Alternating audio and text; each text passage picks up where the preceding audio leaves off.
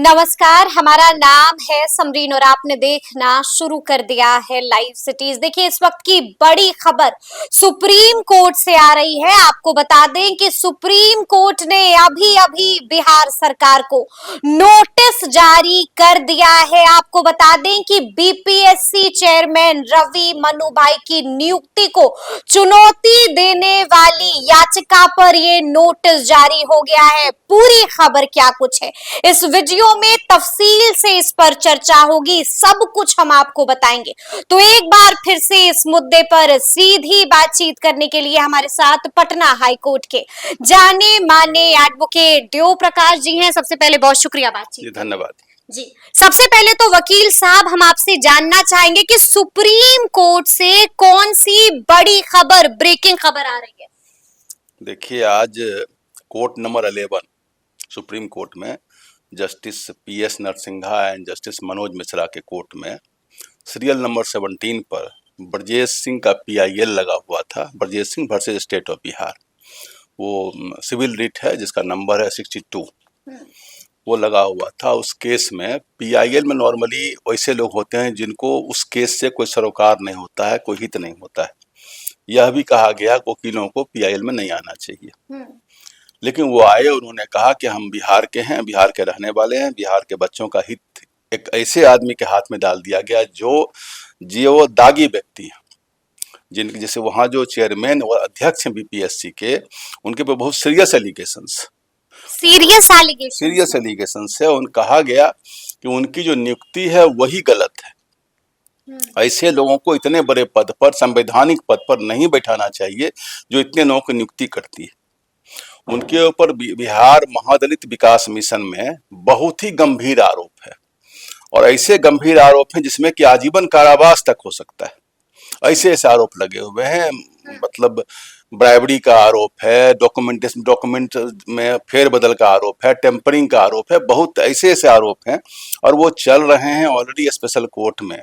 और आपको बता दें कि विजिलेंस का केस बिहार सरकार ही करती है, इंटरनल विजिलेंस है, वो कोई बाहर का सीबीआई और ईडी नहीं है, इंटरनल डिपार्टमेंट का केस है। इसका तो बिहार सरकार उसमें खुद केस किए हुए है, और खुद केस किए है, एलिगेशंस चल रही है, जजमेंट अभी पेंडिंग है, और जजमेंट पेंडिंग है। लोग नॉर्मली ऐसे पोस्ट पर तो विजिलेंस क्लियरेंस लिया जाता है, और विजिलेंस का क्लियरेंस अगर नहीं हुआ है, विजिलेंस का केस चला, वैसे लोग पेंशन रोक दिया जाता है कई एक केस में।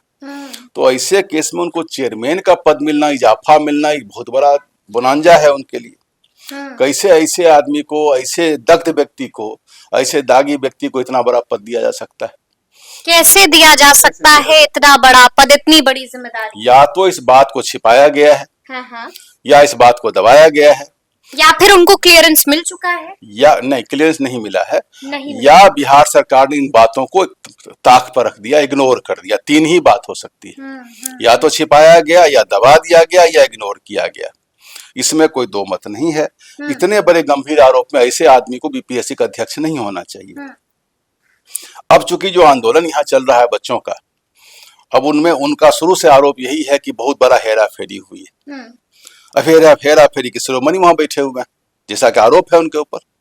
तो जब ऐसे लोग बैठे हुए हैं, तो ऐसे लोगों से तो ये उम्मीद नहीं की जा सकती कि पाक साक काम करने, जब कॉन्ट्रैक्ट में गड़बड़ी किए हुए बिहार दलित विकास मिशन में, और उसके पहले वो एसीएस कोल माइंस और कौन डिपार्टमेंट में पहले एसीएस थे, वहीं से वो गए हैं department of mines and geology government of Bihar, वहां से उनको एलिवेट किया गया है।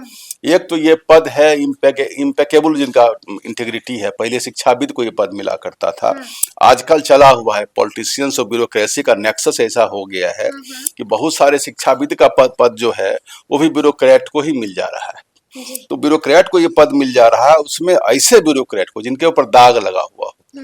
अब ये दाग तो भाई वो तो वकील के हाथ में नहीं है, पेपर नहीं, तो बिहार सरकार खुद केस चला रही है।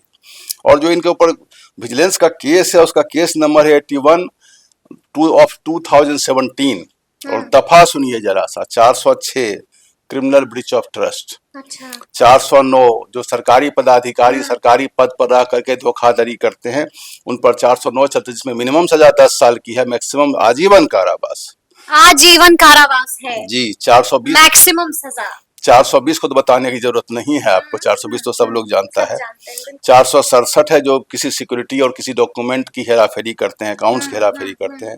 468 भी वैसा ही है। 471, 477 ए कहता है जो गलत रिकॉर्ड कहीं देते हैं, फॉल्सिफिकेशन ऑफ रिकॉर्ड्स। ऐसे ऐसे दफा लगी। इसके अलावा करप्शन का 13(2) और 13(1D) prevention of corruption act का इनके पर सेक्शंस लगे, इतने सेक्शंस लगे हुए। कितनी धाराएं हैं टोटल लगी हुई? धारा लगी हुई 1 2 3 4 5 6 7 8 9 9 धाराएं लगी, प्लस 120B अगर जोड़ दीजिएगा तो 10 धारा 10 धारा लगी हुई है। केस चल रहा है, जजमेंट पेंडिंग है, स्पेशल विजिलेंस कोर्ट में है। बिहार सरकार ने ही क्लियरेंस भी नहीं मिला, क्लियरेंस नहीं मिला। बिहार सरकार ने ही केस किया है, कोई और नहीं केस किया ना। पब्लिक सबसे बड़ी बात कि बिहार सरकार ने ही केस किया और बिहार सरकार रिकमेंड कर देती है कि इनको बीपीएससी का अध्यक्ष बना दीजिए। तो इस केस में दम नहीं था, ये केस खोखला था। यहाँ तक कि ये PIL खोखली थी जी।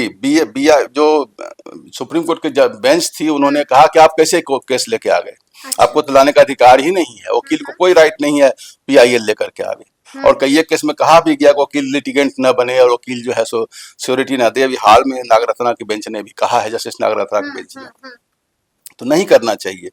बाद में उन्होंने वंशजा शुक्ला जो एक रिनाउंड एडवोकेट है, बहुत ज्यादा एज की नहीं है वो भी, उनको एमिकस क्यूरी बना दिया गया इस केस में। एमिकस क्यूरी कहते हैं फ्रेंड्स ऑफ द कोर्ट, जिसको कोर्ट ही अपॉइंट करता है कि हमको इस केस को निर्धारित करने में आप मदद करिए। अब आपको संवैधानिक पहलू बता देते हैं। संविधान के अनुच्छेद 316 में लिखा हुआ है कि राष्ट्रपति वो यूपीएससी के और गवर्नर जो है सो बीपीएससी के चेयरमैन को बहाल करेंगे सरकार के रिकमेंडेशन पर। उसमें कोई स्पष्ट रूप से नहीं लिखा हुआ है क्वालिफिकेशन क्या होगा, लेकिन एक जजमेंट है स्टेट ऑफ पंजाब वर्सेस सलील सब लोग 2013 का, ठीक है, सुप्रीम कोर्ट उसमें उन्होंने कहा कि लिखा हुआ तो नहीं है, लेकिन अंतर्निहित मतलब यह है कि जो लोग उस पद पर जाएं वो उनका जो चरित्र हो, बेदाग चरित्र हो, बेदाग चरित्र के लोग हों। और यह भी कहा कि ऐसे लोगों को ऐसे पद पर बैठाया जाता है तो writ of declaration and writ of क्यो वारंटो। डिक्लेरेशन मतलब ऐसे लोग, चूंकि इसमें जो मांग किया गया वो कहा गया कि इनका नियुक्ति इलीगल है, नल एंड एम्प्लॉयड है, इनको वहां से हटाया जाए। और क्यो वारंटो कहते हैं कि ऐसे ये नालायक लोग जो नाकाबिल लोग हैं, जिनको पद पर बिठा दिया गया और काबिल कोई और लोग है, तो वैसे केस में क्यों वारंटों का प्रोविजन ऑनरेबल हाई कोर्ट और सुप्रीम कोर्ट को रिट के अंदर दिया गया, रिट ऑफ डिक्लेरेशन और रिट ऑफ क्यों वारंटो के अंदर दिया गया है। उसके अंदर इस पे एक्शन हो सकता है। और ये जो जजमेंट है स्टेट ऑफ पंजाब वर्सेस सलील सब लोग, इसमें इसको एस्टेब्लिश किया गया है। तो ऑथोरिटी है, सुप्रीम कोर्ट कर सकती है। अभी बात कहना बहुत शुरुआती दौर में है। लेकिन वकील साहब, हम आपसे ये भी जानना चाहेंगे कि सुप्रीम कोर्ट ने अब तो बिहार सरकार को नोटिस जारी कर दिया है, क्या है वो नोटिस? नोटिस में जवाब देगी सरकार की क्यों अपॉइंट किया और इन जो आरोप लगाए, जो केस चल रहा है इसके बारे में रिप्लाई देगी। क्यों नीतीश सरकार को जवाब देना पड़ेगा? बिहार सरकार को, मैं व्यक्ति का नाम नहीं लेता हूँ, बिहार सरकार को जवाब देना पड़ेगा, स्टेट ऑफ बिहार को जवाब देना पड़ेगा कि जिस आदमी पर आप खुद केस चला रहे हो उस आदमी को आप इतने बड़े संवैधानिक पद पर कैसे आप बिठा सकते हैं, इसका जवाब आप दीजिए सुप्रीम कोर्ट। अदरवाइज इस केस में कोई दम नहीं था और इतना बड़ा पहलू नहीं दिया गया, क्योंकि ये जो केस है किसी व्यक्ति ने नहीं किया, ये बिहार सरकार ने ही केस किया है। तो बिहार सरकार ही केस करती, जांच लगाती और वही बिहार सरकार रिकमेंड करती कि कहाँ से इन एक्सेसिव फॉर्म किया, समझ में नहीं आता है, किधर से कहाँ से गुगली बॉली खेल गए हैं। और हम व्यक्तिगत रूप से कह सकते हैं ऐसे लोगों को मोरल ग्राउंड्स पर ऐसे लोग इतने बड़े पद पर नहीं रहना चाहिए। और अब जब ये एग्जामिनेशन चल रहा है और बार बार बच्चे रोड पर मार खा रहे हैं, उसी तहरी में वाटर बुलेट खा रहे हैं, तो ऐसे हालात में यह बात तो कहीं न कहीं जायज दिखती नहीं जाए। जब ऐसे व्यक्ति का चरित्र ऐसा है तो वो आदमी हो सकता है बीपीएससी में कुछ घाल मेल किए हो। रीट और बाकी बातें जो अपने पहलू पर था, जो हमने भी कहा है, वो अलग बातें हैं। लेकिन जो आदमी कहता है कि the most important thing is that who is the person behind the machine, behind the system. वो जो संविधान बना था, कॉन्स्टिट्यूंट असेंबली का जो अंतिम भाषण BR अम्बेडकर साहब ने दिया था, उन्होंने कहा ये जो संविधान है एक डॉक्यूमेंट है, इसके अलावा कुछ भी नहीं है। सबसे बड़ा डिपेंड करता है कि संविधान को संचालन करने वाला व्यक्ति कौन है, इसको कौन व्यक्ति चलाएगा।